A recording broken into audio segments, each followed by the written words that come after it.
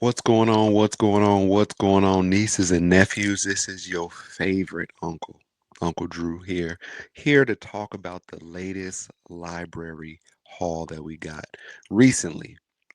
Because in 2025, we set out with the goal.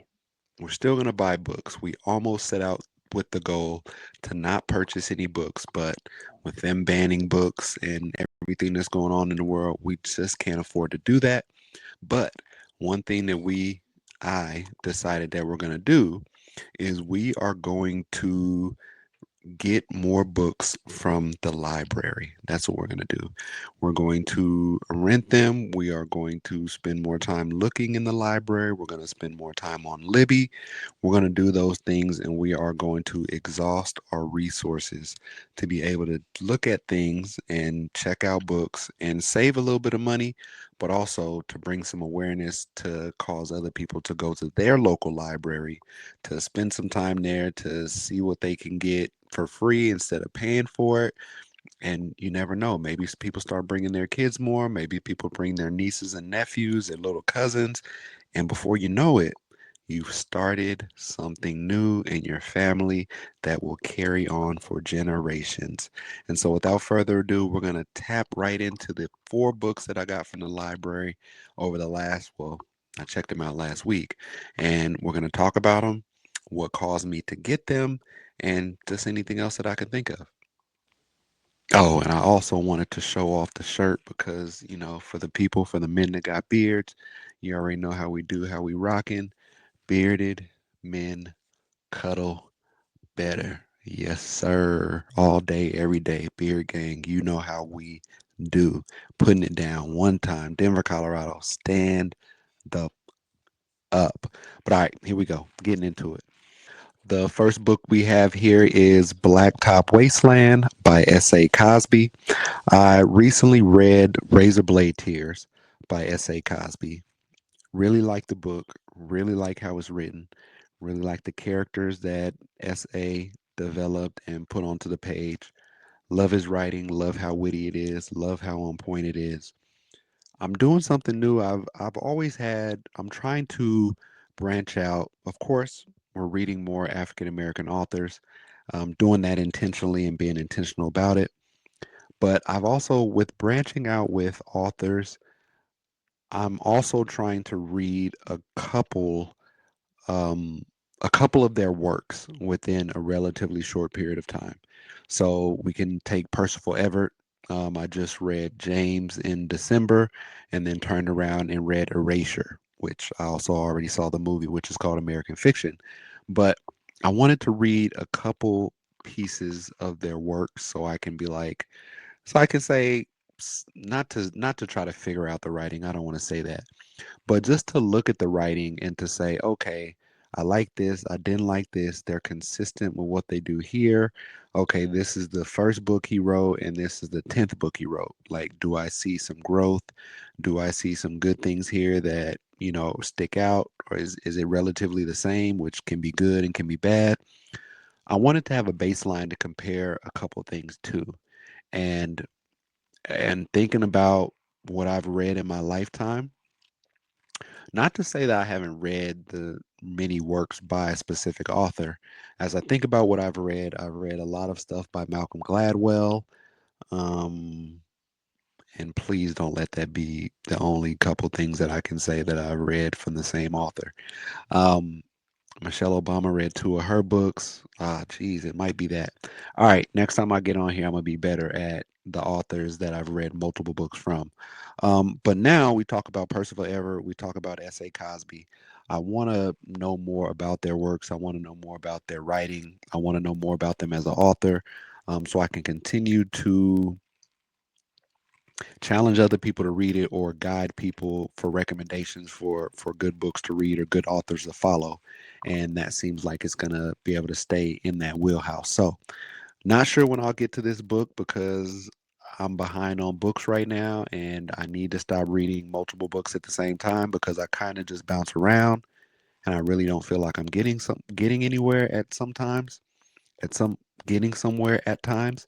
But looking at Blacktop Wasteland, looked it up, So it's about the best getaway driver on that side of the Mississippi, if I'm correct, east of the Mississippi.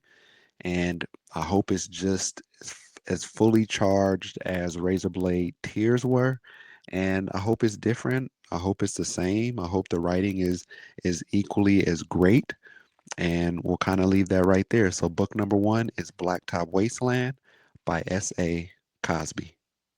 And right here we have book number two, which is Why We Love Baseball by Joe Poznanski. And for those people that don't know, baseball was the very first sport I played at 8 years old. I played baseball and then I got into football, and baseball has always been something that's very close to my heart. I love going to a baseball game. I love the company you sit with when you go to a baseball game. Like you just can't bring anybody to a baseball game. Like baseball games are kind of boring.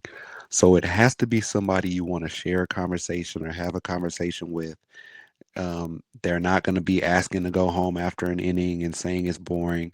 Baseball games are for a little bit of beer or for some food, to be a fat boy, and to maybe bring your glove and possibly catch a foul ball, and also just to meet some very cool and laid back people. So this book will be the second book that I've read by Joe Poznanski. He wrote a book called Why We Love Football and talks about the 100 greatest moments in football, and talks about players that I had no idea of their history, their lineage, talks about the league, talks about owners, talks about the way the game is, how it's grown, just major plays that happen in football and what caused it to be what it is. I think this book is pretty much the same thing. And like I said, I love being a sports history buff. There's a lot of stuff I don't know. I'm not going to say my age on here. You guys aren't going to do me like that. But I'm not young, but I'm not old. And baseball has been around for well over 100 years. And so there are records that have stood for a long time. There are records that have recently been broken. There have been, what can I say? There has been a barring of African American people from baseball for a certain period of time. And there's just a lot about baseball that, as people call it, America's greatest pastime. A lot of black people have a problem with that because when you say it's America's favorite or best pastime, you're including that, it was a time where there were no black players that were allowed to play professionally in the MLB, and that's why there was the Negro Leagues. But as I digress, why we love baseball, I want to get into some more baseball history with baseball right around the corner. Right now, they're currently going through spring training, and towards the end of this month and beginning of April, they'll go and roll into the season. So I just think that is a great starting point, to have some stuff fresh in my mind as we roll into the baseball season. What, 163 games worth or 182 games? Whichever one it is. Baseball seasons are very long. They are very tedious. And last year I actually went to a Dodgers playoff game, and the Dodgers won the World Series last year. City was popping. The games were great. It was a great job by the Dodgers and Mookie Betts and Shohei Ohtani and Freddie Freeman. I can go on with names, but this will allow me to look deeper into the history of baseball, to great players that this game has had, the records they've made, the plays that they've made. I just think this is going to be a very good book. I think I'm going to read this, or one of my homeboys is reading it. White Chris. His name is Chris, but we call him White Chris. I'm getting him back into reading, and I told him that this is probably a good place to start because I read Why We Love Football, and I loved it so much that I pointed him to this. And this book was also on my list to read. So it's one of these. This book can be a good coffee table book. It's a book that you might read a couple chapters of, leave it on your coffee table, or if you actually purchase it and are a baseball fan, I think you'll love coming back to it, or just being able to have random facts that you're able to spew out in a conversation with friends or at a ballpark, or when the broadcasters are talking about the history of a team and they bring up a player, you can say, I read about him, I know about him, I did some research on him, and I think that makes it so much better. So once again, that's Why We Love Baseball by Joe Poznanski. The third book we have right here is There's Always This Year. Yes, I had to look at it to make sure I didn't mess it up because I've always been saying There's Always Next Year, and I've messed up the title about 4 or 5 or 6 times during the course of me saying that I'm waiting to read this book. There's Always This Year on Basketball and Ascension by Hanif, and I'm so sorry because I didn't look up how to say the last name, but it's Abdurraqib. Not gonna try that today. Maybe a different day. I'm gonna look up a YouTube video to see how to pronounce his last name. Once again, Hanif. I'm sorry. Um, but Hanif does some great work. And it's kind of funny. The last video I said, or no, earlier this video, I said something about not reading too many, not having too much experience reading the same book, reading different books by the same author. There we go. We finally got it. And it's actually crazy because as I've picked up each of these books so far, I've already read a book from the author. So this book is no different. With Hanif, I read a book called Devil in America, and they talk about music, they talk about dance, they talk about black entertainment over time in America, and that was a pretty good read. I would give that book probably 4 stars. It was 4 stars. I probably read it, it was, I think, right around the pandemic or a little bit before, and I really enjoyed the book. And his writing is so interesting because he talks about things that make you think a little bit, and a little bit of it's historically driven, but he's talking about things that I wish I would have been smart enough to write and talk about, if that makes sense. So I want to say he's real critical on how he thinks on the works that he puts out for the masses. Or honestly, I think he writes books or writes about things that he really wants to talk about. And I think that is the best form of being able to be a creator, is creating exactly what you want, when you want, how you want to put it out there for the masses to digest. And I don't know much about this book per se. I know about him as an author. A friend that I know said some very good things about this book. And honestly, I just cannot wait to read it. Now, like I said, I have 4 books from the library that I picked up. I'm still reading 3 other books right now currently, so a couple of these books are going to have to wait. But for the most part, I'm excited about the haul that I've got. One thing about getting books from the library is sometimes you'll order them or they'll be on hold or they're available, but they're coming in from a different library or somewhere, a different place in the state. Coming up to the place where I live at now, which is a little bit northern California ish, northern Southern California ish. And so sometimes, they say in the book's in transit or it's on hold, and it might take a week or 2 weeks or 3 weeks to get to you. But once I have it, I have about 3 weeks to read it, and I can renew it and make it longer. But the thing about getting the physical book is good because once you have it, you can renew it, you can extend it.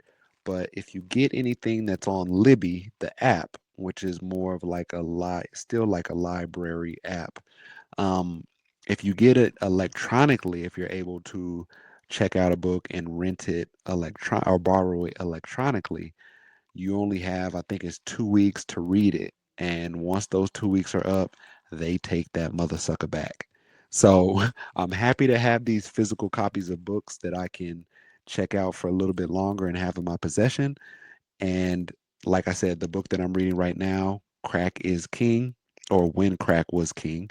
I have until next Thursday to read and finish that. So it'll be very interesting to see and to get to that point. But outside of that, I'm excited for this read. I think I did not to toot my own horn, but I think I did a very good job picking out books and picking out reads for these next upcoming weeks or months. And I hope that for the couple books I talked about, you guys will consider picking them up and reading the same thing. And once again, that's There's Always This Year, which looks like a basketball book or basketball related book by Hanif A. And finally, but last but not least, we have The Noble Hustle by Colson Whitehead. Now, all of these books that I've just talked about, I've read at least one book by the author before I picked up these ones.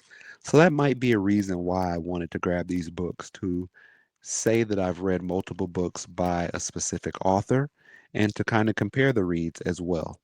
And now, Colson Whitehead, I had a letdown on a book that I just read, which was called Sag Harbor, and it talks about younger black men or black families that are kind of well off. They have houses in Sag Harbor, which is, I'm not going to mess up the state or wherever they are, but it's on the East Coast. And for the summertime, their whole families go out there, they work summer jobs, and they just enjoy time being young men, getting into trouble, kissing girls, going to parties, having stories to tell.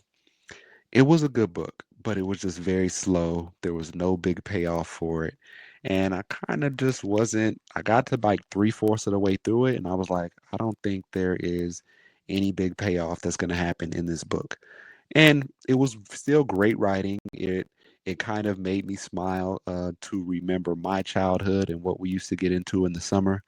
We weren't well off, so we weren't going and vacationing to the coast or to Sag Harbor to the summer house or anything. But it made me think about, what if we did have one, or just the summer times that I did get in trouble or just do stuff and ride around with my friends all day and just enjoy life. So I've also read Shuffle by Colson Whitehead, and The Intuitionist by Colson Whitehead, and The Nickel Boys by Colson Whitehead. All those books, all really good. I would give all those books high marks and high praises, 4 or 5 stars for those reads.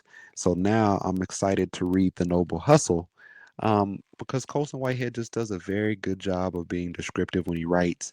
He writes, as a black person, when I read it, I really feel like he's writing from a black perspective to black people. A lot of the stuff that he talks about, I rock with and feel 110%. And he's a good writer. Not It's not a whole bunch of funny, witty stuff. He kind of writes like serious stuff with his characters, but it is also just very, very good writing. And so, if this cover of the book doesn't intrigue you just a little bit, and I got to read what it says in the middle. It says, "The Noble Hustle: Poker, Beef Jerky, and Death." And so that's interesting. So it's probably going to be about poker, somehow beef jerky slidden in there, and also the subject of death. So hopefully the main character does not die or whatever it might be built around, but it's going to do something with poker. And I like poker. I don't necessarily know how to play, but it'll be interesting to see how they weave it, or how he weaves it in this story, and what that does for the reader, and if there's any characters I fall in love with in here. So once again, that is the last book. I talked about 4 books. This is the fourth, The Noble Hustle by Colson Whitehead. If you've read any of these books or want to read any of these books, please let me know in the comments. Reach out to me, find me on threads, on IG. I don't sit here liking to beg about like and subscribe and do all this stuff.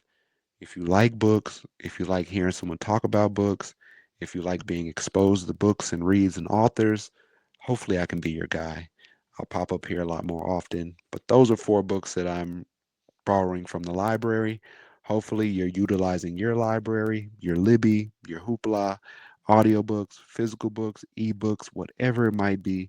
Once again, that's Uncle Drew, and that is the library haul that I'm talking to you guys about today.